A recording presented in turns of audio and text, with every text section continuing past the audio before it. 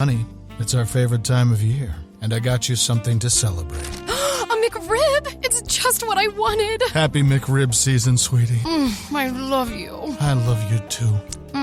Actually, I was talking to my McRib. Oh, okay, well, I'll leave you two alone. Celebrate McRib season with McDonald's. Enjoy the deliciously saucy McRib, only for a limited time and only at McDonald's. At participating McDonald's. Prepare for glory! I wanna know if you got your popcorn ready. Do you got your popcorn ready?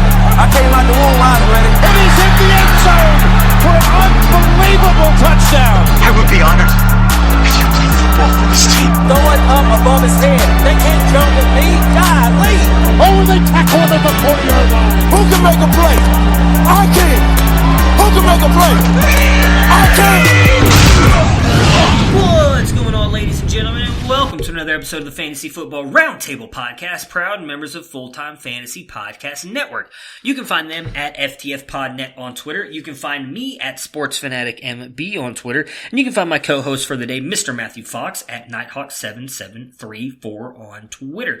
We are just one of a bunch of great podcasts on this network, some of which are Jim Day of FF Champs, Adam Rodas and Dr. Roto from Sirius XM Radio.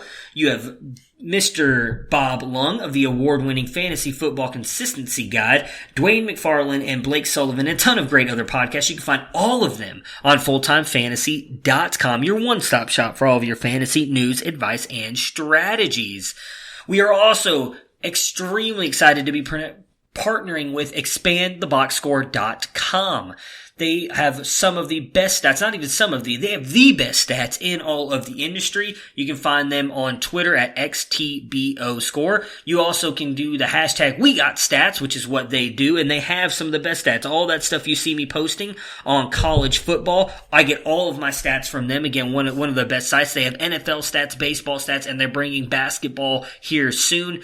$15 for a year membership. That's right, just $15. And if you use our code ROUNDTABLE, you get 10% off some of the best stats in the industry. So check them out. It is well worth your time and money. For today's podcast, Matt is joining me. We'll jump him on here in just a second. We're going to break down 7 of the games from week 7. Most of the early afternoon games. We will do the rest of those on Tuesday. So let's get Matt in here and talk about some of the games that we saw yesterday.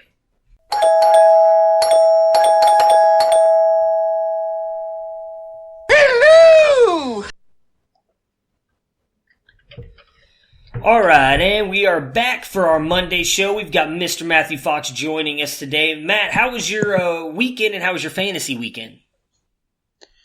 My weekend was pretty good after I got past the Denver debacle. Fantasy kind of up and down. It was a weird week 7 for games, so it was a weird week 7 for fantasy. Some were good, some were that I thought were going to be good were not good. Yeah, I actually for once had a very surprisingly good week of fantasy, which was interesting to me. I'm winning right now. I still have a couple games up in the air. I have 4 of them up in the air. But right now I'm actually winning in 24 of them. So this has by far been my best fantasy week for some reason. And it's the best week for the Browns as well, too. That offense and defense were just stellar this weekend. I had no issues with anything the play calling was doing or anything like that. So it was definitely a good weekend for me, too. I'm definitely not looking forward to the Browns next weekend because I feel like that's going to be bad news. On the Browns, though, Kareem Hunt did get cleared for practice, so that means he's likely going to be ready to go week 10, which I think is just going to cause even more issues for that offense. Let's see here. So today's show, we're going to break down 7 of week 7's games. We will do the rest of them on tomorrow, so let's jump in and start talking about the games from Sunday.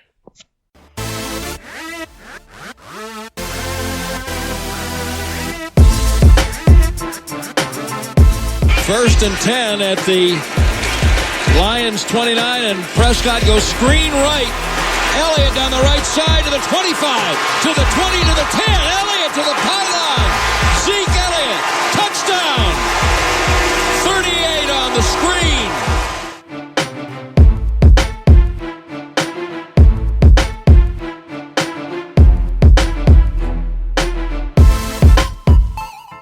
Second down at 10, takes the snap, gives it. Chubb runs, he's in the 15, he's in the 20, 25, 30, 35, 40, 45, 50. There goes Chubb.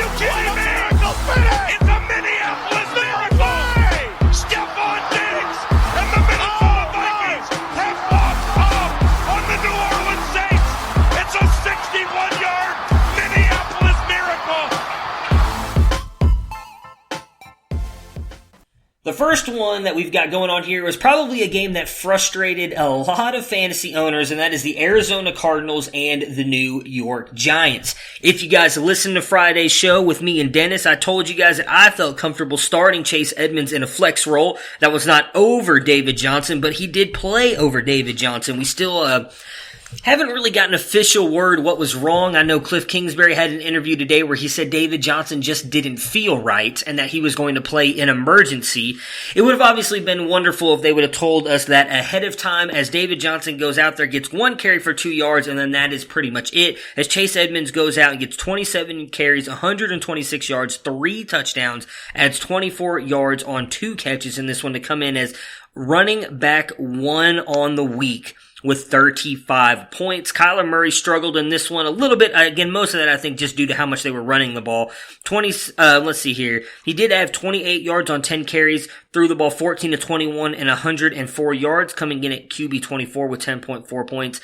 And then really outside of Edmonds, nobody did anything here. I mean, Farrell Cooper led the receiving group here with 29 yards on 4 catches. Larry Fitzgerald just 1 catch on 12 yards, finishing as wide receiver 85 with 2.2 points. I know you are very frustrated with this whole David Johnson and Chase Edmonds thing, as we talked about it a little bit here before we started recording. What exactly? I guess the question is, I'll just word it as I had it here. Are we worrying about DJ now? Is this back injury something to seriously worry about moving forward? I think it is, and I think so. Going through a lot of this season, we've seen him on the injury report, and we've seen him questionable game time decision, and he gets to go just like he did on Sunday, where he's declared active, and he's had a fairly full workload. And I can understand a guy going out and getting hurt and getting replaced. Those kind of things happen. Obviously, we saw that with Patrick Mahomes on Thursday night. But I thought our friend Dennis made an interesting comment in our Twitter chat. We were going back and forth. The Cardinals official account, of course, taunting everyone, saying you should have played Chase Edmonds, which was kind of a dick move considering the situation. And then Kingsbury afterwards saying, well, Johnson was only active for an emergency situation. Yeah, but now I don't believe you, because Johnson came out on the first drive of the game, and the second play of the game, you gave him the ball and he carried 1 time for 2 yards. So did he think he was going to be able to go, and he ran a play and was like, no, I'm out. I shouldn't be doing this. Be honest. If that's what happened, that's what happens. Don't troll your fans and say, hey, you should have been playing this guy. He's so great. We all knew he was going to have a great day. And afterwards say, well, David was just in there for emergencies. Dennis raised a great point in our group, said if he was out there just for an emergency, why does he get the first carry of the game? Yeah. What was emergent about play 2? So something about it doesn't jive. And I think the real danger going forward is not whether or not he's going to be banged up and this is going to linger, because I think those kind of things, especially a back injury, that's the kind of nebulous thing that can linger. It's how do we trust this Cardinals backfield at all, period? How do you trust, this was a big violation of kind of trust, either the way they handled it beforehand or the way they're talking about it in the aftermath. Yeah, I think regardless, unless I just don't see any team has so much RB depth that they can't play David Johnson. So I feel like, unfortunately, as much as it screwed people this weekend, you kind of have to throw him out there and hope that he is going to be okay, obviously, unless they come out and say, hey, he's not okay, he's not playing anymore. And I'll go back to what I said on Friday's podcast. I still feel, depending on what you have as a flex option, fine throwing Chase Edmonds out there. I don't know if it's a DJ back thing or what, but as we were talking about before we started recording, he has been getting a little bit of uptick here the past couple weeks. Now, obviously, I don't expect him to go for 100 yards and 3 touchdowns again coming up, but he has been getting worked into the rushing game a little bit more and the receiving game. So I think until we see that DJ is finally going to be fully healthy moving forward, or they're playing him 90% of the time, I would feel safe playing Chase Edmonds in there. You're going to get bit one of these weeks again when, like I said, DJ comes back and is 100%. But until then, the way they check down to the running backs and the way that they've been getting yards on the ground, I think he's a safe play in flex every week. Well, and I think what made it more magnified this week is, he got a huge workload and he got those 3 touchdowns, but also coming into what we figured was going to be a pretty favorable matchup for Arizona as a passing offense than Kyler Murray. A lot of us probably played Murray, played Fitzgerald. I mean, David Johnson is what it is, but you play those pieces expecting a decent passing day, and only 104 yards passing against this Giants defense was kind of odd. It's like not only did they play Chase Edmonds, they committed to being a different kind of football team than what we've seen. Yeah, it was definitely a weird game. I would not, like I said, I'd expect better things from Kyler Murray moving forward. I know a lot of people who did. I was actually talking to somebody on Twitter earlier today who started Kyler Murray over Aaron Rodgers, and then they've been regretting that decision all weekend long. And as I told them, I don't think that's something you can be that upset about. I mean, we had not seen Aaron Rodgers come anywhere close to what we have seen this past weekend, and then Kyler Murray has been on his game. So I think that regardless, that was not the wrong call to make. Yes, in hindsight 2020, it looks like the wrong call, but when you made the call at the time, it was definitely the right call. Yeah. On the Giants side here, so Daniel Jones continues to come back to earth a little bit, really kind of giving the ball away a lot in this one too. 22 of 35, 223 yards to come in as QB 19 with 19.42 points. Saquon Barkley returns and I wouldn't say has a great game, really kind of gets bailed out here with the touchdown. Did actually run the ball fairly well though, 72 yards on 18 carries and a touchdown. Added 8 yards on just 3 catches in this one. Did drop a couple balls as well. RB8 with 17 points. Golden Tate, wide receiver 22 with 14 points, 80 yards on 6 catches. And then Rhett Ellison is the tight end that comes through. Everybody been playing their tight ends against the Arizona Cardinals here lately because they haven't been able to stop them. And instead of it being Evan Ingram that comes through for you, it is Rhett Ellison. He comes in with 33 yards on 2 catches and a touchdown, finishing as tight end 10 with 11.3 points. Barkley, I felt like he looked good. There were a couple times he looked like he came up a little bit lame and was limping around to the sidelines. There was one point where he threw his helmet down. I was actually kind of worried as a Barkley owner. I was like, oh shit, he re-injured his ankle, but he went back out there and seemed to play fine. So I'm honestly not worried at all about Barkley moving forward. But we did see Evan Ingram get hurt. I didn't see the play, but I was listening to it on TVs. I was doing stuff around my house this weekend. And I heard that he got hit in the head, I think, on a block, and he came to the sideline almost immediately holding his head and pointing to his neck. Do you know any more about Evan Ingram? And are you worried about him a little bit? He's been, after a couple of big games, has kind of been off to a little bit slower start here these past few games. Yeah, I think it's fair to worry about the Giants in general. We got a little bit excited first couple of games with Daniel Jones in. It seemed like they were getting it together, but you really have to wonder if we are at any point this season going to see the potential of this offense. Sterling Shepard's missed a lot of games. Evan Ingram's been in and out of the lineup. They finally got Tate back, but, he was the only one for a while. Barkley's been in and out. And, this should have been a pretty favorable matchup at home. And 8 sacks, sloppy turnovers.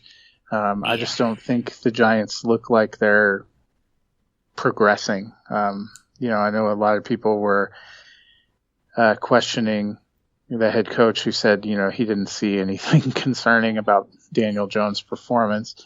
And I know he's a rookie and it's going to be some growing pains, but, it's fair to wonder at this point, are we ever really going to see time together with all the potential Giants weapons?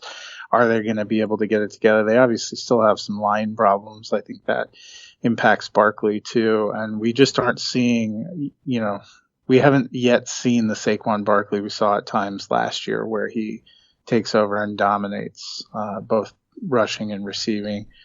So, this game probably in total, both teams, was a little underwhelming versus what we thought we might see. Yeah, I mean, I hope Barkley's going to be back. With Daniel Jones being out there, I have a little bit more faith. I am worried a little bit about the checking down part because I do think Daniel Jones, at least so far, looks like he's a little bit more of a competent passer, but has looked better passing the ball than we did see out of Eli in those first 2 games. But I'm right there with you. I do think his receiving work could struggle a little bit, and that is a big part of Saquon Barkley and his game. Let's see here. Next up, we have the Los Angeles Rams and the Atlanta Falcons. And what I thought was going to be a shootout game here really doesn't live up to that, I guess is the best way to put that. The Rams lived up to their side of the battle here, but the Falcons did not. Rams 37, Falcons 10. On the Rams side here, Jared Goff, 22 of 37, 268 yards and 2 touchdowns. Also ran in a touchdown to come in as QB5 on the week with 34.5 points. Todd Gurley has a decent game here. RB13 with 12.4 points, 41 yards on 18 carries. Had a beautiful catch, though, for a touchdown. That one 13-yard pass from Goff. Woods finishes as the best wide receiver 25 with 13.6 points. 80 yards on 5 catches. Brandon Cooks, 59 yards on 4 catches to come in as wide receiver 39 with 9.9 points. And then Cooper Kupp, 50 yards on 6 catches in this one to come in as our wide receiver 29 with 11 points. And Gerald Everett, a guy that some people were buying into. We've talked about it a lot throughout the years. If the Rams used their tight end, they would have a top tight end player here. Everett, tight end 6 with 15 points. This one should have had more. Dropped a touchdown in this one as well. 50 yards, 4 catches, 1 touchdown. On the Rams side here, I mean, I guess it was good to see this offense bounce back. We both kind of talked about it last week. We were still believing in this offense. Not that necessarily worried about it. I am starting to worry about Brandon Cooks a little bit, though. We've seen... In all honesty, if you go back and look at all the games, Woods, I think, has actually sustained the best value throughout all of this. He had one bad game, and it really wasn't even that bad, where we saw Kupp and Cooks really struggle last week, and both of them, while they came through with double-digit points, or at least Kupp did, Cooks finished with 9. Woods really seems to be coming on as the one. Do you think that continues, or do you think Brandon Cooks overtakes him here eventually? You know, it's hard to say. This Rams team is a little bit confounding. Plus, I feel like Gerald Everett just continues to fire it up to troll me because I keep expecting him to fall off. But, I mean, that's kind of the real thing. If they're going to keep getting more and more people involved. I mean, Gerald Everett had the most targets with 10 in this game. And that's going to take away, I don't know whether they saw something. Obviously, Atlanta's had safety, linebacker issues. And this game wasn't super competitive, so it didn't seem like they needed to hit those long shots. I still feel like Cooks is more of the big play guy, and it doesn't seem like this Rams team is generating quite as many big plays. But for a team that put up 37 points, if you were looking across the board, nobody was really spectacular. They're just having good team wins, and it's good for the Rams, not necessarily great for us. Even looking at targets, Kupp had 8, Cooks and Woods each with 7, so they're spreading the ball around. They're just trying to get everybody involved, and I think any one of these guys could have an explosion of points any week, and that's why you keep rolling them out. But you're also going to get middling games, and you're probably going to get some bomb games. Yeah, well, since you have not been on Gerald Everett, are you a believer now? I mean, outside of one bad game here recently, he's been on fire, and a top 12 tight end, it's a time to believe in him? I guess I still have a lot of questions because, Tyler Higbee, they seem to be peppering with targets early in the season, and he had a huge contract extension. I think it was between weeks 1 and 2, which I thought was weird, but I'm like, okay, well, I guess he must be the tight end they like, and now it's like they don't feature him at all. I have not seen anything in any of these games that ever made me think Gerald Everett was special, but, maybe that's 2019 in fantasy football. Yeah, that's probably the truest statement we're going to have on this podcast all year. It has just been a weird year, and maybe, it goes back to, I guess, the argument we could make, something you just said a minute ago. He got the most targets. Maybe it's just volume for him. I mean, I've said that before about Mike Evans and Melvin Gordon. While they're obviously very talented players, volume is what made them elite in fantasy. Maybe that's just what's making Gerald Everett elite right now at the tight end position. He's just getting the volume. For the Falcons side here, Matt Ryan, 16 to 27, 159 yards and an interception to come in at QB 28 at 8.6 points. Devonta Freeman, just 19 yards on 7 carries, did get ejected out of this one for stupidly throwing a punch at Aaron Donald. Probably one of the players in the NFL I would not want to fight. Julio Jones still gets his, wide receiver 18 with 15.3 points, 93 yards on 6 catches. And then Austin Hooper continues to be the tight end 1 on the year, 46 yards, 4 catches, and 1 touchdown to come in as tight end 8 with 14.6 points. We did see Matt Ryan get hurt in this one. No real news has come out about his injury, just that he left the game the other day in a walking boot. So we'll see. They did come out already and say they're not ruling him out for week 8. So hopefully that's good news, as he has been phenomenal for fantasy. But I feel like we've been talking about it for weeks now that Freeman you should have sold high on Freeman. Is it probably, I don't want to say too late, because he did technically get ejected for throwing the punch. Maybe he does something here. But I would think, outside of Julio and Hooper, how comfortable are you starting anybody else on this team moving forward with as bad as they look, and the possibilities that Dan Quinn might be fired here soon? Yeah, so far they've been really strongly. Arthur Blank has seemed reticent to make any kind of midseason move. I wouldn't be surprised if Atlanta kind of rides it out all season long, and I don't even know at this point what really a coaching change for Dan Quinn would even mean for this offense. Dirk Cutter's kind of handling the offense, and I mean, their biggest problem to me is that they don't seem to have a line.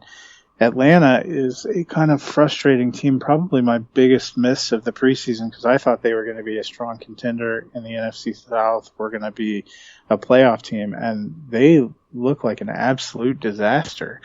And they spend a lot of draft picks on linemen, but they've just had so many injuries and inefficiencies. And I think, we've seen Matt Ryan getting beaten up a lot this season. It's not incredibly surprising he got banged up. I think the report that I saw most recently this afternoon said he had a high ankle sprain. He's not practicing, but it was still possible he might start on Sunday. If not, Matt Schaub.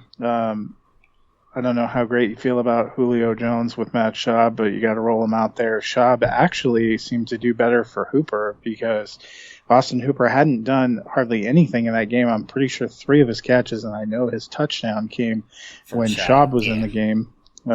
So probably gives you at least a little more confidence that he's going to stay about the same. But they just feel like a mess.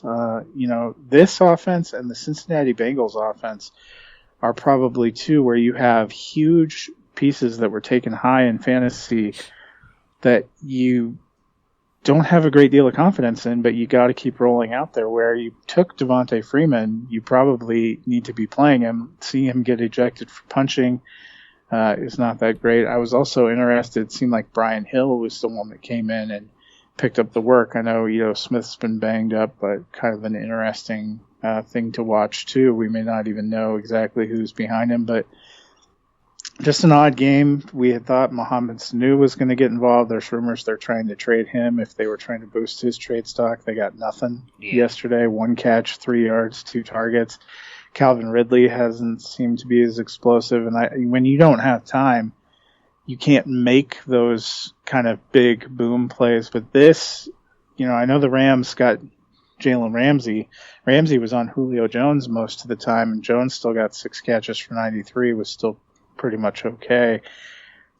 We've seen this Rams defense get torched time and again, so the fact that we didn't see very much out of Atlanta should be concerning, considering they're going to be playing better teams going forward.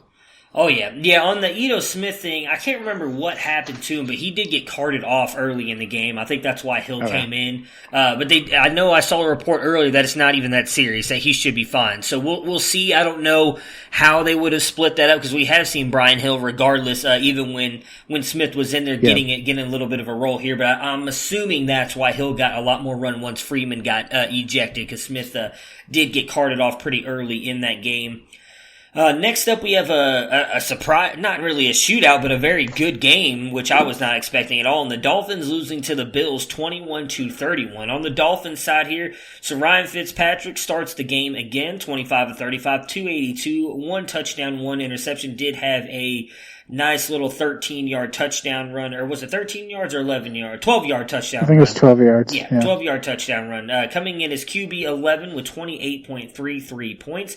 Kenyon Drake, 21 yards on 6 carries, added 37 yards on 3 catches to come in at RB20 with 8.8 points. Mark Walton, I think, continues to impress as the best running back on this team. Really hoping Kenyon Drake gets traded. 66 yards on 14 carries in this one.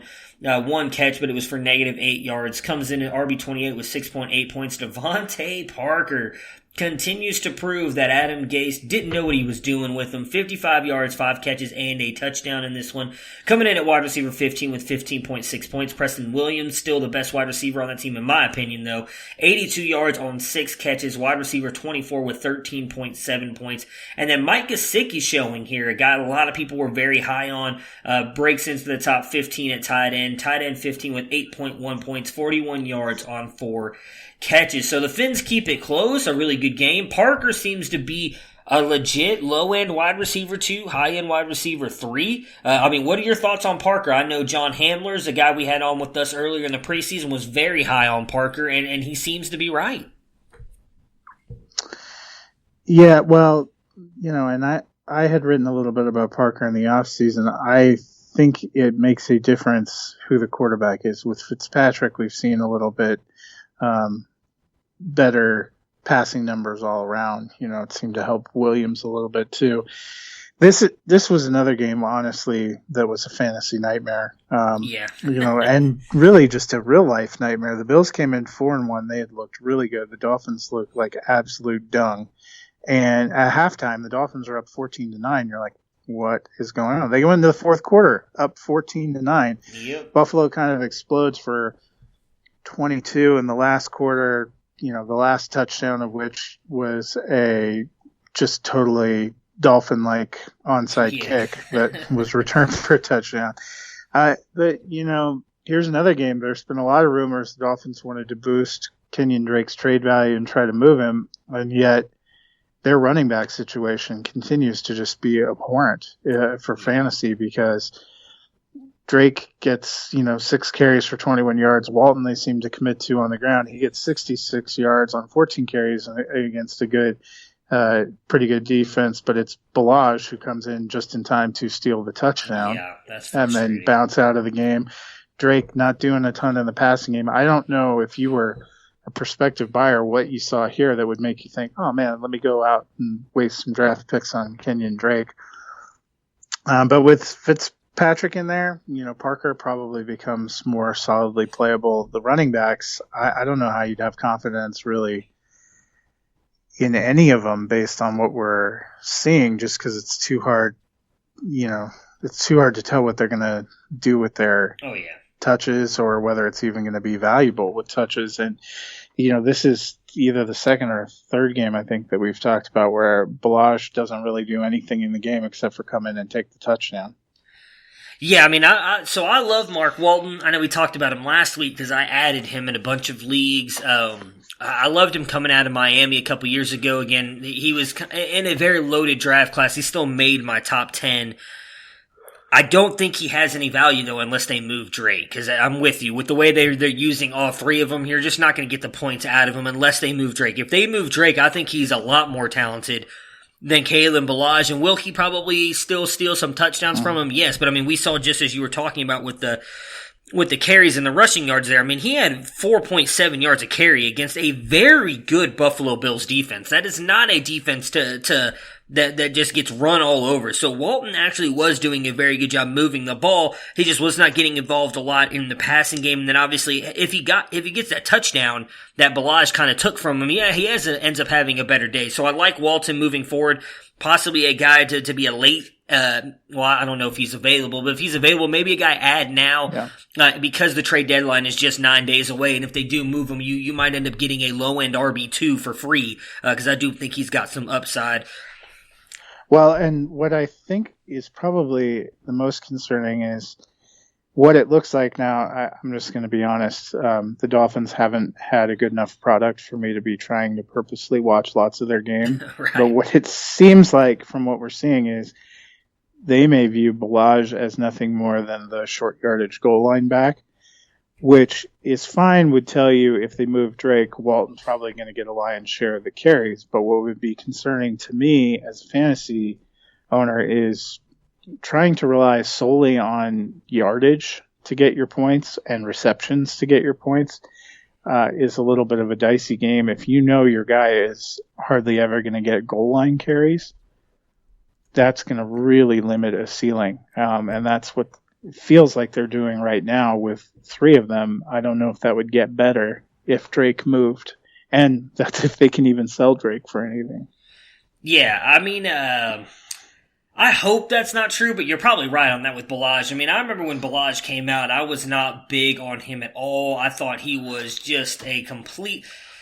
He has all the physical abilities to be a very good running back, but we saw it at, for those of you who don't know Arizona State, he never put it together. He'd have like a couple big games and then nothing. And a lot of his coaches came out, and again, I don't know him on a personal level, never went to Arizona State or anything. They just said that he was lazy. He did not care enough or practice hard enough or do anything to try and improve himself. And so that's why I never was big on him, but a lot of people are because he has the measurables and he has the physical skill set. So they were both in the same draft, though. I believe they were both drafted in the 4th round as well. But I loved Walton because he was phenomenal at Miami, and I would have had him right up there with like the Nick Chubbs of the world, except for the fact that he's been dealing with ankle issues and ankle injuries his entire real college career, and that's what kind of lowered him. But again, I still had him in my top 10, trying to get the draft class. Okay, so I have the draft class pulled up.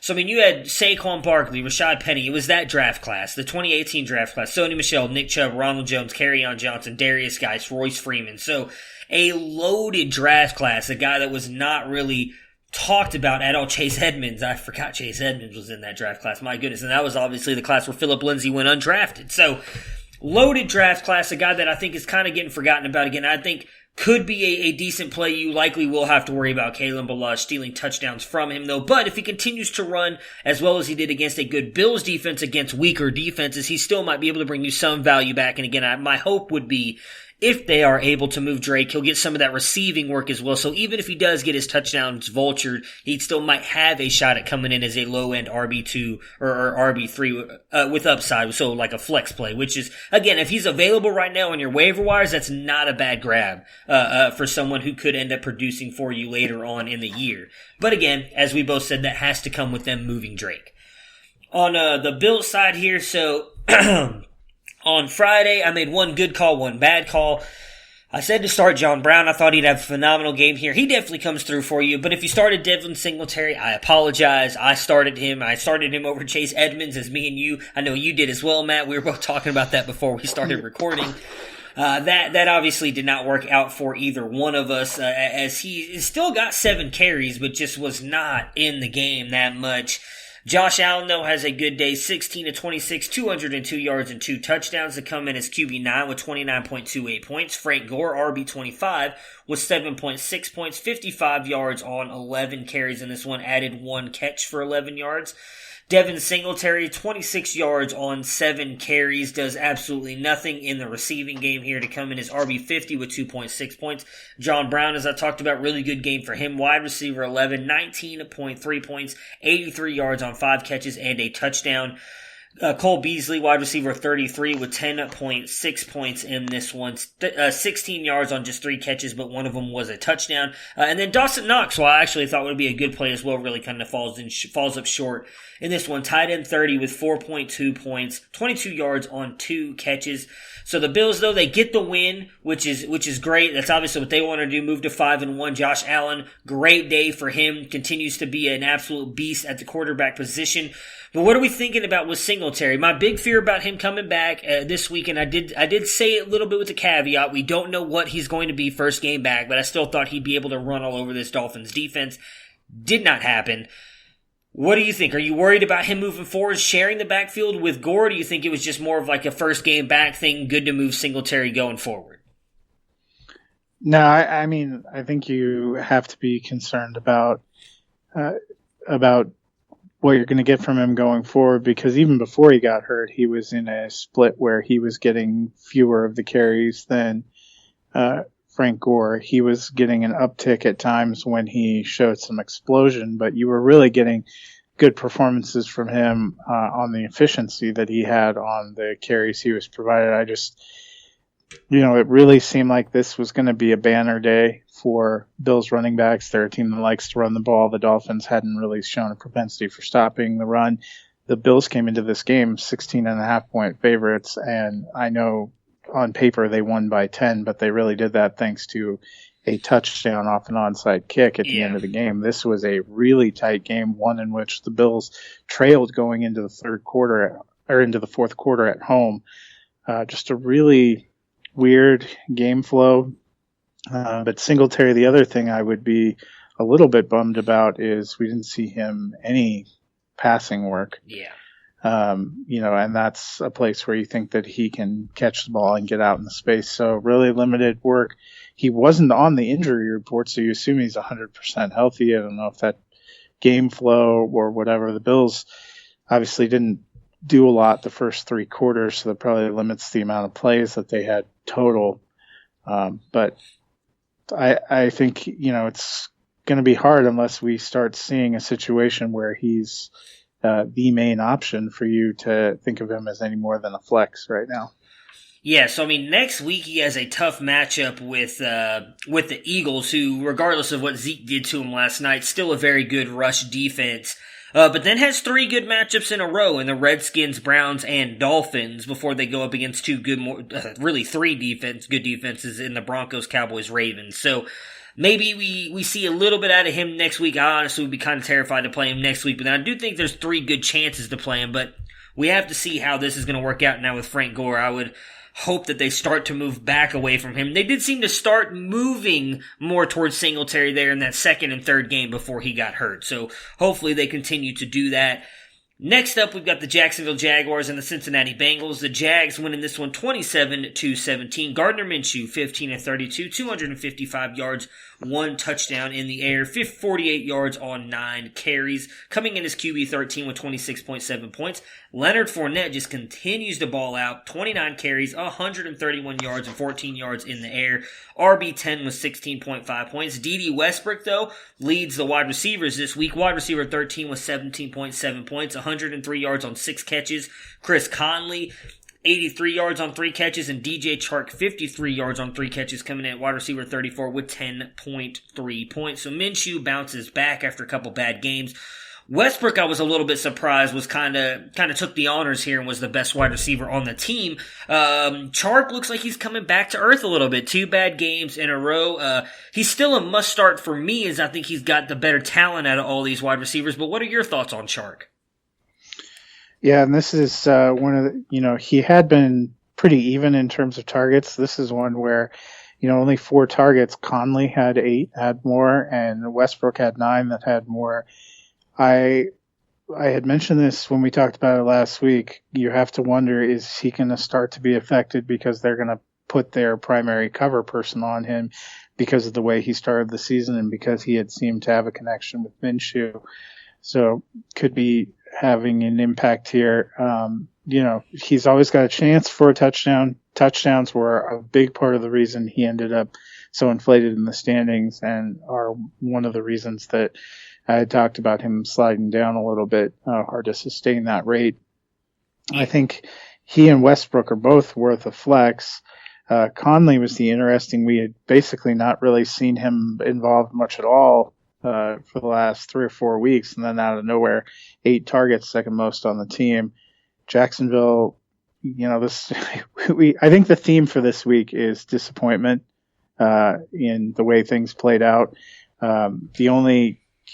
We thought Fournette was going to feast because the Bengals can't stop the run at all, and that proved, very true. Minshew, a little bit of a better game, but 15 out of 32, that would be worrisome a little bit. His completion percentage was not that great. And this is another game that was much closer and much stranger than we expected. I thought the Jags were going to kind of have an easy time. 6-7 at the half. they trailed 10-9 going into the fourth quarter, and it was kind of a fourth quarter explosion that helped them to put that away, and in part because it was a Bengals implosion, some defensive touchdowns. So, weird game flow. Chark will have probably some better games, but, the first few weeks of the season were probably not a true impression of where he's going to finish on the season. Yeah, I think he's, regardless of, and I still am high on him, I think he's a phenomenal wide receiver, but he was a wide receiver 1. I think he is actually still sitting as a wide receiver 1 on the season right now, just based on what he did at the beginning of the season. He's more of a middle tier wide receiver 2, and there's nothing wrong with that. Still a great player, and still giving you a ton of value back from him. Again, I took him in the 16th round in a couple drafts, so he's still bringing you a lot of value finishing as a wide receiver 2 there. You mentioned the implosion from the Bengals, a lot of that coming from Andy Dalton. 22 of 43, 276 yards, 1 touchdown, 3 interceptions. It's to come in, though, at QB 14 with 25.84 points in this one. He did get 33 yards and a rushing touchdown as well. Joe Mixon. Me and you have talked about possibly even benching this guy. Really got saved by a touchdown in this one, if you want to consider that being saved. RB27 with 7.4 points. Just 2 yards on 10 carries. 2 yards on 10 carries.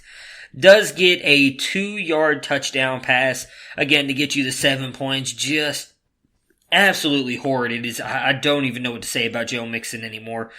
For the wide receivers, Alex Erickson has the best day, likely someone you are not playing. Wide receiver 6 with 21.5 points, 137 yards on 8 catches.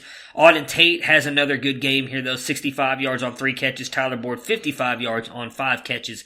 Let's see, Tate coming in at wide receiver 41 with 9.5 points. Boyd, wide receiver 37 with 10 points. We talked about it earlier when we were mentioning the Dolphins offense and how bad they are. The Bengals are right there with them, just absolutely horrible. 0-7 now. There was talk that AJ Green might be coming back, though. They have not ruled him out now for Week 8, which may be good news. However, Auden Tate has really been interesting to me. He's a guy that I've grabbed and picked up in a couple of dynasty leagues where he was available. What are your thoughts on him? Because if AJ Green does get moved, I think Auden Tate might actually be a fairly good upside wide receiver here. Probably a wide receiver 3 more than anything, because I don't see the Bengals scoring a lot, but he has actually looked really good the past couple of weeks and does seem to have a pretty good connection with Andy Dalton. Yeah, and Dalton's another one they've talked about whether or not he's going to be on the block and possibly on the move. This Bengals team,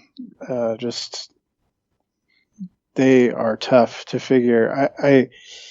Tate, we've seen some good things. You'd like to say there's some potential there, but yesterday, Tyler Boyd got 14 targets. Erickson got 14 targets, only 6 for Auden Tate.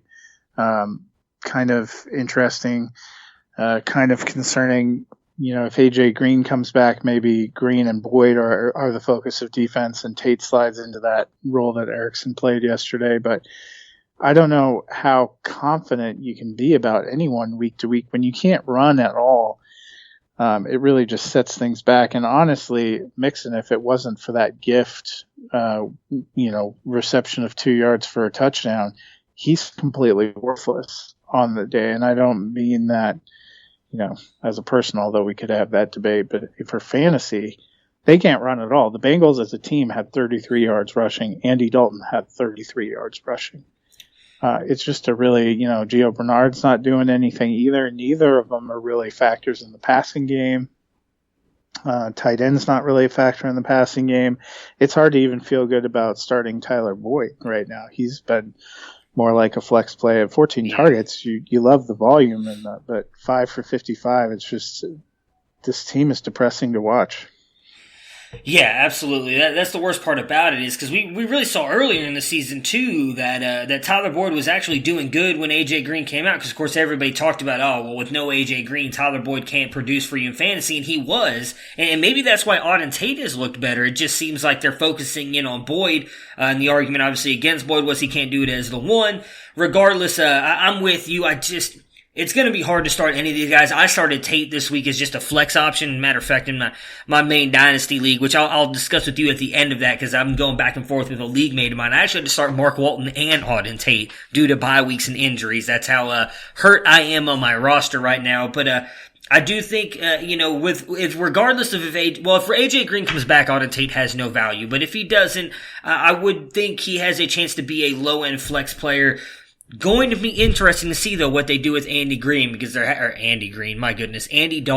because there have been rumors that he might be moved as well. A lot of people very high on Ryan Finley, including myself coming out in the draft this year. Would be interesting to see what he does if he is given a shot. Next up, we have got what it turned out to be a really good game in the Minnesota Vikings and the Detroit Lions. Minnesota winning this one 42-30. For the Vikings side, Kirk Cousins continues to just ball out passing the ball after the first 2 weeks of really not doing it at all. 24-34, 337 yards, and 4 touchdowns to come in at QB3 with 43.18 points. Dalvin Cook continues to be one of the best running backs in the league, finishing his RB3 with 27.9 points, 142 yards, and 2 touchdowns on 25 carries, and added just 1 catch for 7 yards.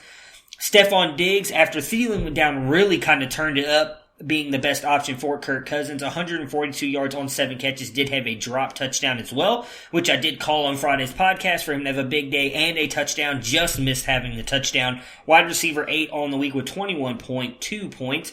We saw an Irv Smith sighting with 60 yards on 5 catches. Kyle Rudolph gets a touchdown on 5 catches and 58 yards to come in at tight end 3 with 16.8 points. And then Adam Thielen, wide receiver 42 with 9.5 points in this one. A beautiful catch, just 1 catch for 25 yards and a touchdown, but a beautiful touchdown catch. Went down pretty hard on his arm, and I thought he hurt his arm with the way he was holding his wrist. Ends up being a hamstring injury. He's already pretty much been ruled out for Thursday Night Football, so that could mean big and great news for Stefon Diggs again this week. On the Vikings side here, let's see. I mean, my goodness, I didn't put any notes, so we're just going to play this right off the top of the head. Kirk Cousins, I think, is good to move forward. We've seen they've really become more of a more balanced offense. What are you thinking about Diggs and Thielen here? I feel like this is a question we're asking each other every week. Obviously, as I just stated, it looks like Thielen's going to be out for Thursday Night Football. You are someone who owns Diggs in a couple leagues, as am I. I obviously am feeling a lot better about his workload the past couple weeks. Are you now more willing to hold on to him and move him into that wide receiver 2 spot, or are you still trying to sell high on him now with 3 good weeks in a row? Yeah, I think, is it possible that we can consider alien possession for Kirk Cousins? Because not only is he passing the ball, he seems to remember that tight end is an actual position. Because not only did he throw to 1, he threw to 2 yesterday. So yeah, that is true. Hard to know what to make of him. I would say with the tight ends, that probably a little bit of a result of missing Thielen and maybe some matchups. But Diggs, they're certainly making an effort to get the ball to Diggs and Thielen. We've seen them both have success together in the last couple of years. And, it seems like they've maybe found a groove and discovered themselves and gotten going. They had a new kind of offensive coordinator and philosophy and stuff going on this season. Maybe they were trying to establish the run early and get things going. We know Cousins took very serious personal responsibility for the way the passing game was going a few weeks ago, and since then has quietly put up a beautiful stretch of games. It's not only helped him from a fantasy perspective, it's certainly helping Thielen and Diggs. And from a real life perspective, I mentioned this in my Monday column today. If you're a Vikings fan, you have to, for the first time, feel like you may be seeing the team you thought you were buying last offseason with Kirk Cousins. Yeah, it's honestly a little upsetting for me as well, because in that same league where I was talking about starting Auden Tate and Mark Walton, I made a trade that goes through on Tuesday to the panicked Patrick Mahomes owner when he obviously dislocated his kneecap and everybody thought he might be done for the year, and I moved Kirk Cousins, and I'm actually kind of starting to regret that trade at the moment because he's obviously been much better than Baker Mayfield, and that's who I'm going to have to rely on now. So Kirk just continues to screw me over. I play him and he sucks, and then I trade him when he's the best quarterback in fantasy. So go figure for me, right? On the Lions side here, Matt Stafford has himself a great day again. I do feel like at times was screwed over by the refs again in this one. It's just, I feel so bad for the Lions right now. 30 of 45, 364 yards, 4 touchdowns, 1 interception, coming in as QB2 on the week with 44.6 points. Ty Johnson is the guy who gets most of the run here when with Kerryon Johnson going out with a knee injury. Kerryon just 23 yards on 5 carries before the injury. Ty Johnson got 10 of the carries after that for 29 yards. J.D. McKissick looked like the better running back, though, with just 29 yards on 5 carries. Ty Johnson came in, though, as RB16 with 9.7 points, as he did add 28 yards on 4 catches as well. Marvin Jones Jr. had a career day in this one, though, coming in as wide receiver 1 with 43.3 points, 93 yards on 10 catches, and 4 touchdowns. Kenny Golladay, an afterthought in this game, and I know it was not all because of Xavier Rhodes either, because 2 of the touchdown catches on Marvin Jones, Xavier Rhodes was on him. Just 1 catch on 2 targets and 21 yards for Golladay, coming in at wide receiver 78 with 3.1 points. And then TJ Hawkinson pops up in this one as well. 32 yards on 3 catches, coming in at tight end 20 with 6.2 points. I personally am not worried about Golladay. We saw this a couple weeks ago as well. He had a bad game. I do think you're going to get this out of him every once in a while. He's still the best wide receiver on that team, and in a team that does look like they're going to throw the ball quite a lot with Matt Stafford getting his mojo back. So I'm not worried about Kenny Golladay. Just a bad day. It is what it is. I don't obviously think Marvin Jones is going to continue to catch 4 touchdowns a game. He has definitely been more boom or bust this season. I expect him to go more toward the bust side here moving forward. If you disagree with that, let me know. My big question I want to ask you, though, is what are you thinking about this backfield? We have not heard anything on Kerryon Johnson and how serious it is. So assuming that he doesn't play anymore, are you going to try and get J.D. McKissick or Ty Johnson as that running back for the Lions? I'm not going to try to get either because Kerryon Johnson's a pretty good talent. And, we've seen him struggle a little bit on yards per carry and production. Touchdowns kind of bailing him out. I don't think this is going to be a good running game with him gone. I could be wrong. We'll have to see. And I know there's people that are going to want to pick him up just because they have an opportunity. But to me, neither of those guys look like somebody I'm rushing to put in the lineup. And on Jones, I agree with you. I think Matthew Berry said it best on Twitter when he said Marvin Jones had a heck of a season on Sunday. Yeah, that was going to be his season. That's a much better line than what I said. Yeah, definitely. I still think Marvin Jones obviously has good value, but yeah, he's not going to do that or anything close to that again moving forward. I think we can all agree on that. Next up, another game that was close for a while, but the Packers ended up pulling away with this one. Raiders 24, Packers 42. On the Raiders side, Derek Carr comes in at QB 16 with 25.22 points, 22 of 28, 293 yards, 2 touchdowns, and 1 interception, 1 fumble for a... what happens when they fumble out of the back of the end zone? A touchback, which I think is the dumbest rule in the NFL, but that's just me. Josh Jacobs continues to just rub my face in it. I might have to, I'll give Dennis props. He admitted on Friday that he might have been wrong on Josh Jacobs. I'm still holding firm, but it's getting harder and harder to keep holding firm because Jacobs continues to produce 124 yards on 21 carries, comes in at RB11 with 16.4 points in this one, did add 10 yards on 3 catches. Outside of those two, though, the only other person that did anything was Darren Waller. 2 touchdowns, should have had 3 touchdowns, 126 yards on 7 catches. Foster Moreau did have a touchdown as well on 24 yards. If you guys ended up starting him, the upstart rookie that a lot of people were high on. We don't know when Tyrell Williams is coming back, so I really feel like it's just Waller and Jacobs moving forward in this offense. Do you agree? Yeah, I do, and I know Carr got lifted toward the end of the game, and Gwendon came in, and one of his touchdown pass was actually to Waller too. He just seems to be a beast. Just got a contract extension. I think it's a matchup of the right system. We've talked about the Raiders, especially with Gruden the last 2 years, Gruden and Carr seem to really be peppering the tight end, and the right talent, the right situation. I think if you ended up getting him, especially in dynasties where he was cheap or free on the waiver because he'd kind of burned out with the Ravens, you probably worked yourself into a tight end one for a couple years to come. Oh, yeah. I mean, maybe we should have I don't want to say we didn't see it coming, because we all thought Foster Moreau would be that guy because of how talented he looked in college and him being picked by the Raiders. But Waller has definitely come on, and it is something you have to buy into. And we saw it last year with Cook, and we're seeing it right now with Waller. I think he's, as you just said, you just lucked into a tight end one, which is not easy to find either. I mean, there are tight end ones, and then there's tight end ones, and Darren Waller is definitely a tight end one. He is a guy that's going to stay there and be one of the best producing tight ends in fantasy. On the Packers side, Aaron Rodgers gets it done with a bunch of second-string wide receivers. QB1 on the week with 60 points, 25 of 31, 429 yards, 5 touchdowns in the air, adds 6 yards on 1 touchdown, 3-yard touchdown run on the ground as well. So 6 touchdowns on the day. Just absolutely ridiculous. Aaron Jones, RB6 on the week with 18.3 points, 50 yards on 12 carries, and added 33 yards and a beautiful touchdown catch on 4 catches as well. Almost exactly like the one he dropped the week prior, he caught this week against the Raiders. We saw Jamal Williams actually have a good day as well. Just 5 yards on 4 carries in this one, but does get 26 yards and 4 catches and a touchdown to come in at RB12 with 14.6 points.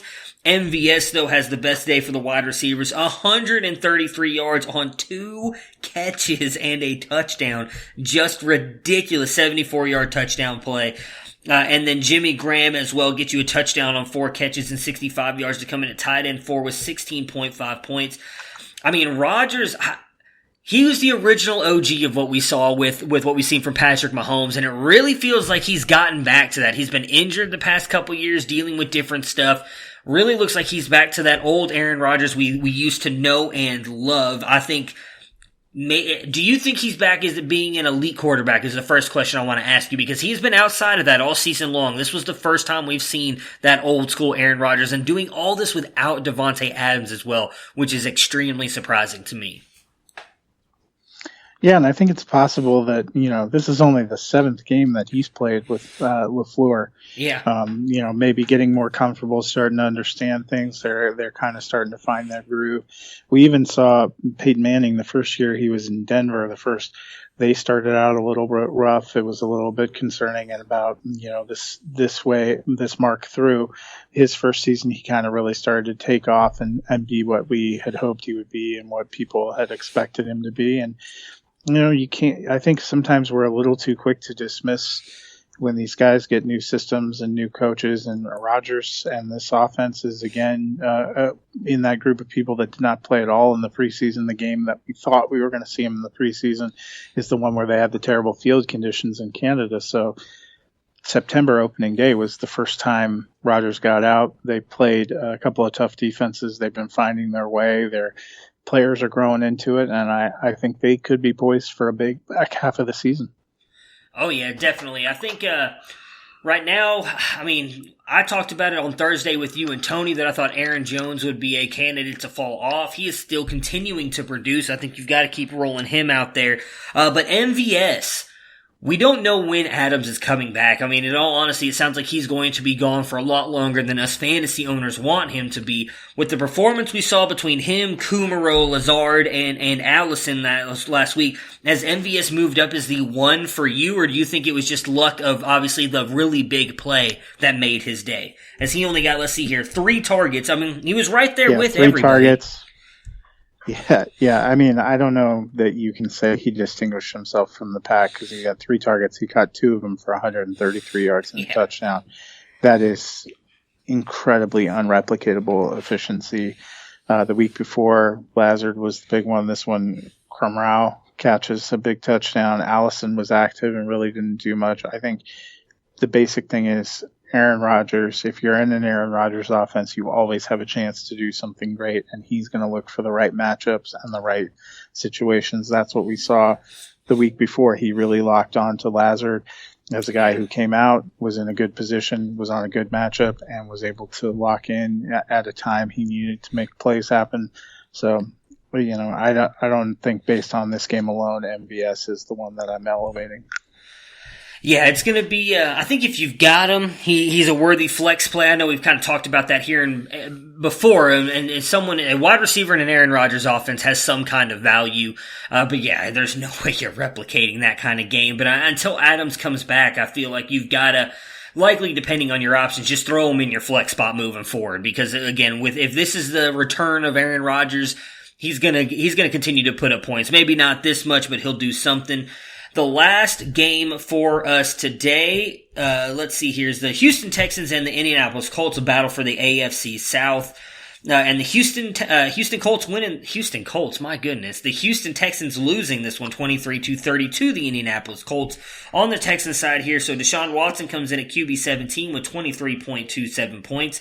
23-34, 308 yards, 1 touchdown, 2 interceptions, does get 32 yards on the ground. This backfield continues to just be a complete pain in the ass. Duke Johnson, RB18 with 9.1 points, 34 yards on 7 carries, added 22 yards on 2 catches. Carlos Hyde still gets the most carries, 12 carries for 35 yards, does really nothing in the receiving, absolutely nothing in the receiving game. RB45 with 3.5 points. DeAndre Hopkins has a bounce back game here. Wide receiver 3, 25.6 points, 106 yards, 1 touchdown, 9 catches. Probably should have had 2 touchdowns. Deshaun Watson got a whistle for a call early on him being down. He wasn't actually down. Debate on whether or not Hopkins fumbled it. He technically had possession of the ball in the end zone, so for me it was a touchdown. But regardless, he did not get the points on that because of the blown play call. We saw Will Fuller get hurt in this one as well. We'll talk about that in a minute. Kenny Stills steps up in his place again. We saw earlier in the years we'll have a pretty good game with Fuller out. 105 yards on 4 catches to come in at wide receiver 20 with 14.5 points. So Hopkins bounces back. Looks like he is back. It's 2 good games in a row. I'm trusting in Hopkins. I'm not really worried about him anymore. But Will Fuller, we've seen he really has had a good connection with Deshaun Watson the past couple weeks. We saw a report come out, or at least I saw the report come out earlier today, not exactly specifying the hamstring injury, but that it was fairly significant. So I'm assuming Fuller is going to miss some decent time here. We saw when Fuller was out earlier, Kenny Stills stepped up and played really well. If Stills is available and you're the Fuller owner, are you going out and grabbing him and hoping he can produce something close to what Fuller has done the past couple weeks? I don't know about that. He probably feels like he has the bigger boom potential, but Kuti was out there too, and both he and Stills each got 5 targets. So it wasn't a real big discernible difference. Fuller is listed as doubtful. They said they're expecting him out for a few weeks. For me, the only 2 I'm really feeling comfortable and confident starting going forward are Hopkins and Watson. The backfield is too up and down. Oh, yeah. I would like to see either Stills or Kuti distinguish themselves in the next game to where you get a better feel. Because, Stills, a huge chunk of his yardage comes on a 45-yard bomb, and he's probably got the best chance at a deep pass. But, how sustainable, it's kind of like the question of MVS. He got 3 targets. He happened to take one for 74 yards. The other one had to have been 50-something. Are you counting on getting 2 long bombs in a game every game? If that's the way you're playing, you have a lot more guts than I do. Yeah. All right, on the Colts side here, Jacoby Brissett comes through big time for you. 26-39, 326 yards, 4 touchdowns in this one to finish his QB4 on the week with 42.14 points. Marlon Mack disappoints a little bit. RB21 with 8.6 points in this one, 44 yards on 18 carries, 3 catches for 12 yards. Zach Pascal steps up big opposite of T.Y. Hilton, coming in at wide receiver 2 with 32.1 points, 2 touchdowns, 106 yards on 6 catches. T.Y. Hilton, 74 yards and a touchdown on 6 catches to come in at wide receiver 10 with 19.4 points. And then Eric Ebron returns to his 2018 ways, tight end 2 with 17 points, 1 touchdown, 70 yards on 4 catches. Beautiful touchdown catch as well. Again, just pissing off Detroit Lions fans everywhere, as they never saw that kind of catch out of him in Detroit. For the Colts, I mean, great win for them. And Tony, I'm sure he was celebrating all weekend. At least one of us was happy, which is good. Brissett continues to play well. I think really has kept T.Y. Hilton as a top wide receiver asset as well, which has been good if you're a Hilton owner. But are we trusting in Pascal? We've talked about this for years. Even when Andrew Luck was there, we've always been waiting for this second wide receiver to step up opposite of T.Y. Hilton. Some people thought it was going to be Funchess when he signed that contract. I thought it was going to be Paris Campbell. Is it Zach Pascal? Is that someone we should be looking at as a flex option moving forward? To be fair, Paris Campbell was out this week. With right, injury, yeah. He's been out for a couple weeks. That sound you can hear faintly in the background is the hearts of Paris Campbell owners everywhere breaking. Yeah. Pascal definitely looked better than what we've seen kind of in this role. Carlos Rodgers, who's in the mix there, had at one time had some looks. I would like to see Pascal do it again, but I think he's worth picking up. I think here's another situation where you might be having the offense kind of coming into its own and developing into where it's going to be. Brissett is growing and growing more confident in this role because, we forget he really didn't have a preseason where he was game planning for this either because everybody thought it was going to be Andrew's team. Right. Brissett got to play out there, but nobody was really preparing for that, and I don't think he was preparing like that. So it's kind of a new role for him. It's good to see. Ebron, another gut kick for me. I finally gave up on any hopes of him regaining last year's form and played Dawson Knox over him. Yeah, I saw that touchdown and thought to myself, well, that's about right. Yeah, I had Dawson Knox going in a lot of games too this weekend. It was clearly disappointing. I want to ask about Ebron though, because 5 targets for him, 5 targets for Doyle. We've seen that both of them have been fairly split throughout the entire season, yet I cannot think of one time Jack Doyle has done anything this season. Is it time to believe that Ebron is the fantasy relevant tight end over Jack Doyle in this offense?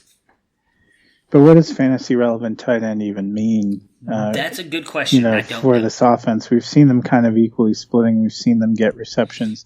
Here, he got 70 yards, thanks in large part to the fact he had a 33-yard reception that goosed his numbers, and he gets a touchdown.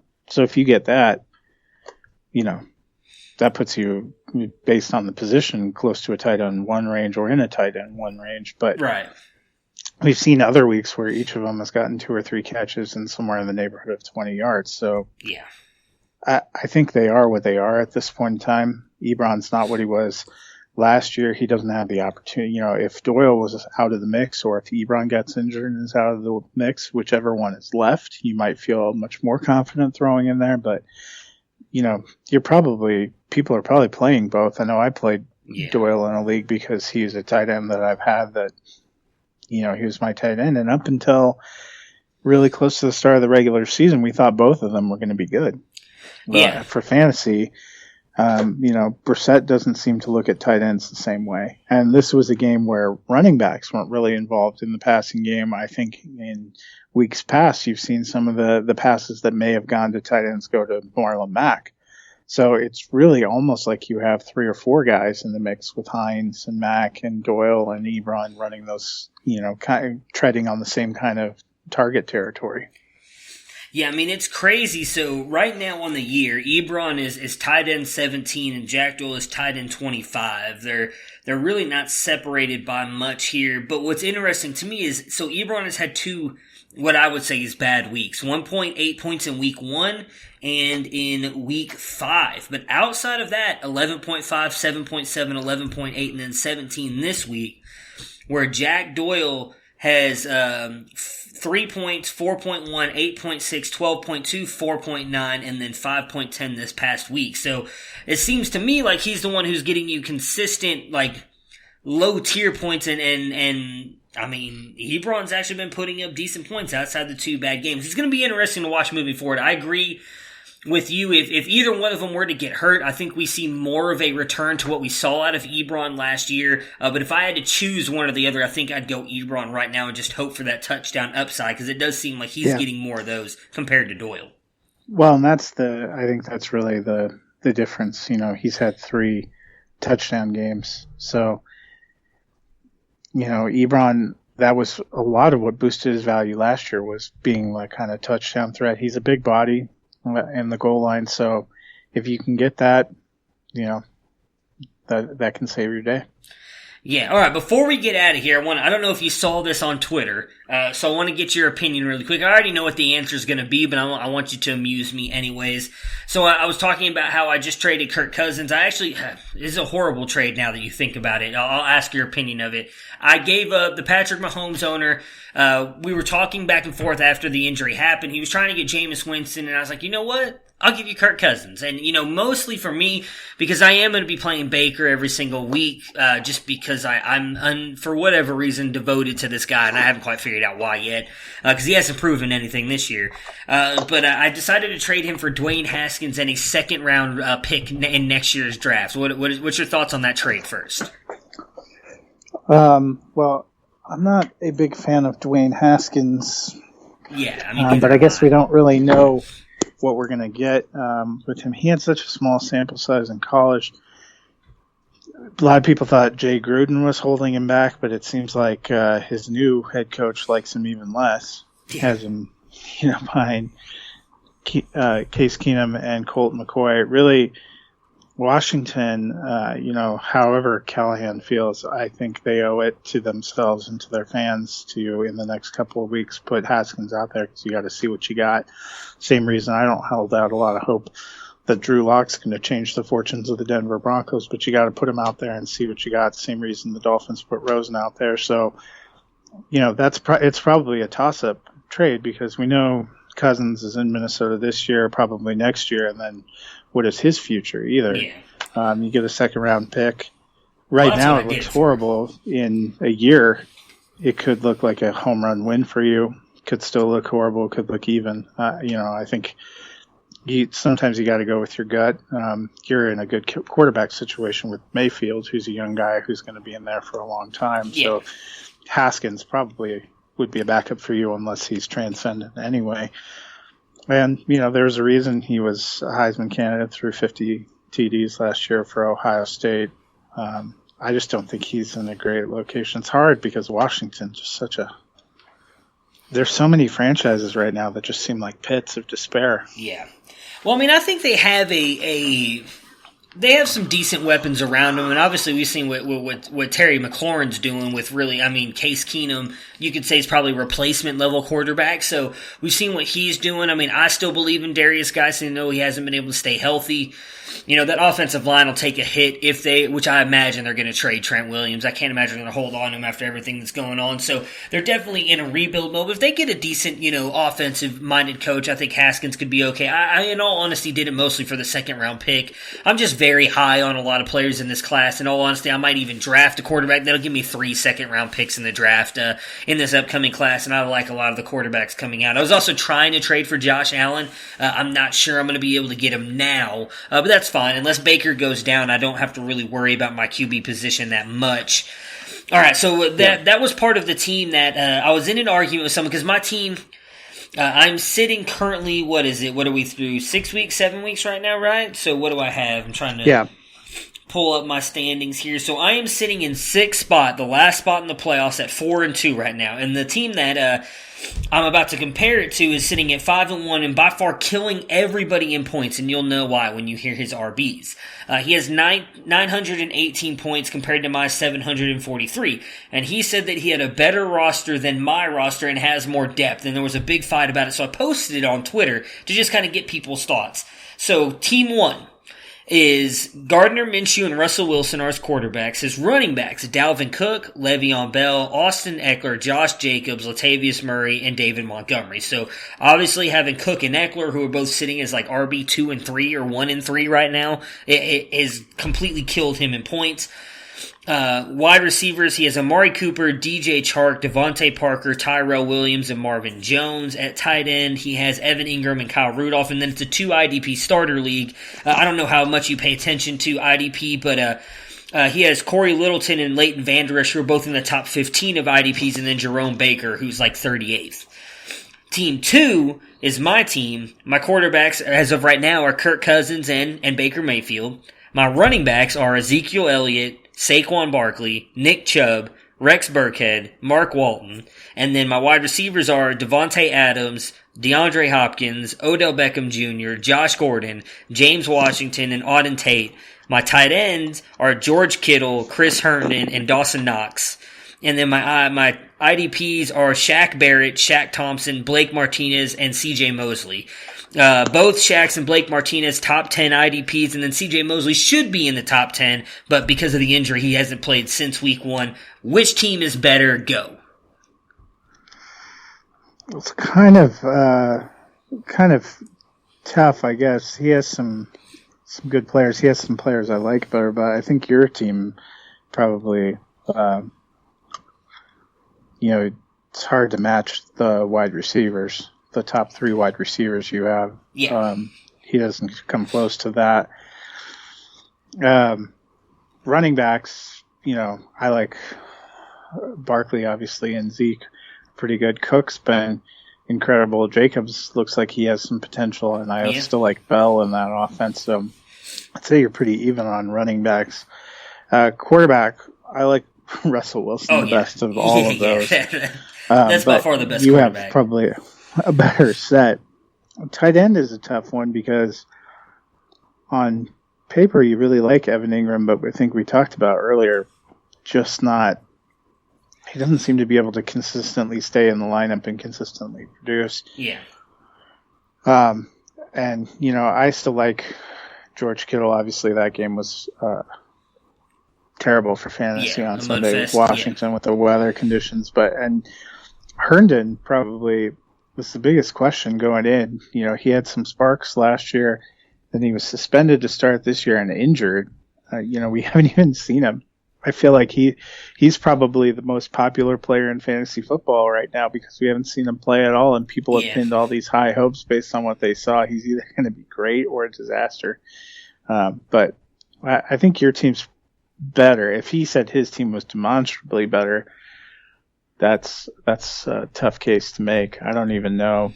Eckler's a real question too, because if Gordon moves on, we saw what he was, and he's still there. If they don't pick anybody else up, or even if they just have Justin Jackson, Eckler really changed my thinking a little bit about what he could do as the lead back there with what we saw at the beginning of the season. And even yesterday, he's been pretty good. Melvin Gordon has not done much with that role, and you have to feel like he's pretty well gone. If he re-signs, of course, that tanks Eckler, but Eckler almost is this year's James Conner, and that's what makes it a little bit tough.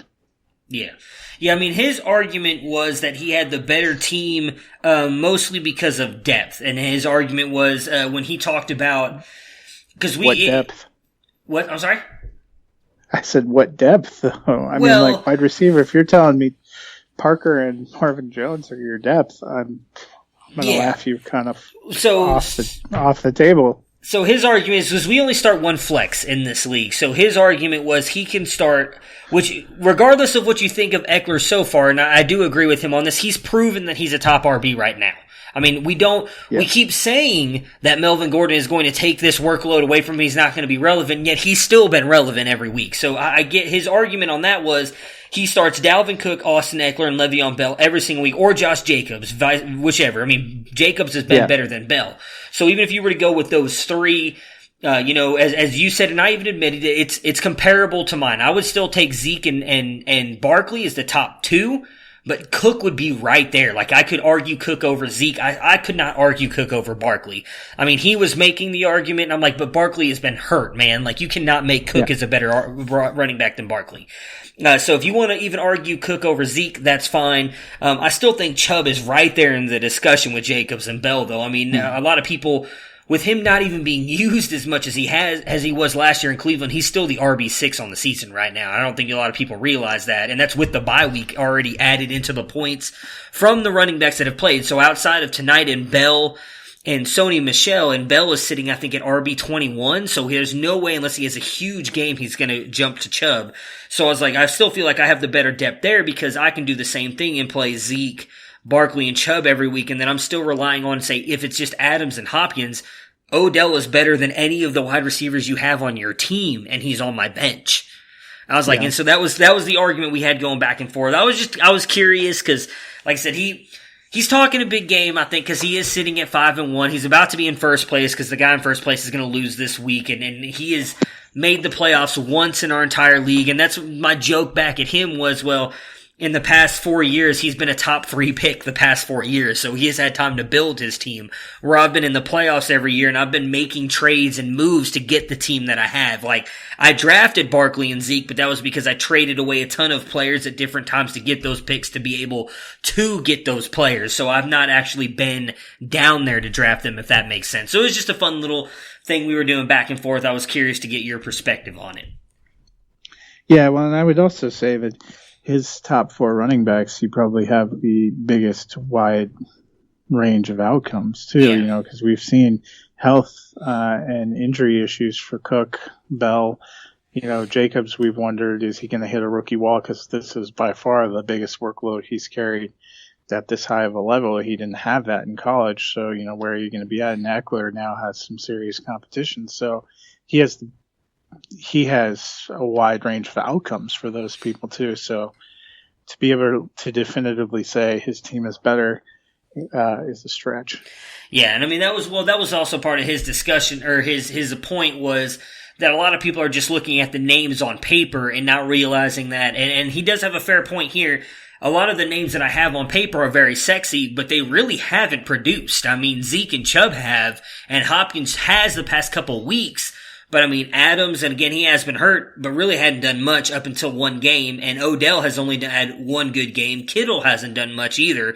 He's been decent, but not great. So that was his argument was, of course. And Tyrell Williams for him has been much better than what I thought he could be. Exactly. When he's been in there. But he's got injury issues now too. And, and I mean, it's Amari nice Cooper, to bring up this argument for him on a week where Marvin Jones has 4 touchdowns. We're going to see something like that again. Yeah, and I mean, like I said, I know you're a fan of Amari Cooper. I am not. And I mean, Amari Cooper's sitting at wide receiver 3 right now in the season, and that was his point, was like, if you but actually Cooper's a big boom bust guy too. Oh, yeah. We've seen a lot of booms so far, but, as much as I love Amari Cooper, I'm a little bit more rational about the fact that you could very well end up with what you got last week, which was 1 catch for 3 yards. Now, I know he went out injured, but we've seen those games from him when he hasn't been injured, just because we saw it against Marshawn Lattimore again, the Saints, a couple weeks ago. I mean, OBJ has that potential too. I think that's where people have gotten that. So, it's an interesting season to compare. Yours looks a lot better if Walton ends up getting that job too. Oh, I know. As a starter. I'm hoping. Or if AJ Green gets traded. You both have a couple of guys that probably have disappointed. I mean, James Washington, I thought this was going to be a huge step up year for him, and he looks like he might be the 4th best receiver on his team still, which is kind of a bummer, especially since if he was going to have a golden opportunity, it's when the college quarterback that you made headlines with ends up being your professional quarterback. Yeah. Well, I mean, I have a bunch of other wide receivers. Those are just my top guys. We have taxi squads. So, like, for instance, I have Preston Williams, Deshaun Hamilton, and Antonio Callaway on my taxi squad. So, like, I have wide receivers. I'm actually kind of higher on Preston Williams right now than I am James Washington. I got, in all honesty, got Washington, Tate, and Mark Walton actually all off the waiver wire for like a couple bucks. So I was just kind of, I grabbed those guys early and just hoping for the best out of them. But, Matt, obviously, thank you so much for joining me today and telling me that my team is better than his, because I agree with you, it is. And I look forward to talking to you again tomorrow about the rest of the games. Enjoy the Monday Night Football game, and we will talk again tomorrow. Sounds good. Talk to you soon. Prepare for glory! I don't know if you got your popcorn ready. Do you got your popcorn ready? I came out the womb, I was ready. And he's hit the end zone for an unbelievable touchdown. I would be honored if you played football for this team. Throw it up above his head. They can't jump with me. Golly. Oh, they tackle him at the 40-yard line. Who can make a play? I can. Who can make a play? I can.